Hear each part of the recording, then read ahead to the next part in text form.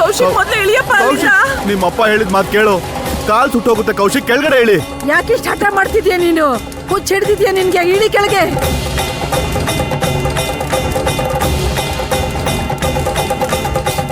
ಕೌಶ್ please please no. ಅಯ್ಯೋ ಏನಾಗಿದೆ? ನೀವೆಲ್ಲ ಸ್ವಲ್ಪ ದೂರ ಇರಿ. ಏನ್ ಮಾಡ್ತಿದ್ಯಾ ನೀನು? ಕೌಶಿಕ್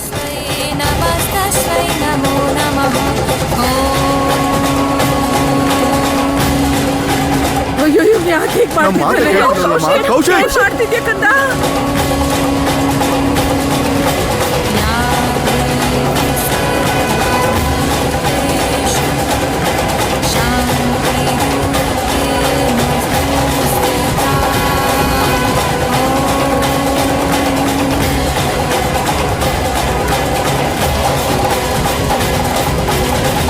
ಅಯ್ಯೋ ಯಾರಾದ್ರೂ ಹಿಡ್ಕೊಳ್ಳಿ ನನ್ನ ಮಗನ್ನ.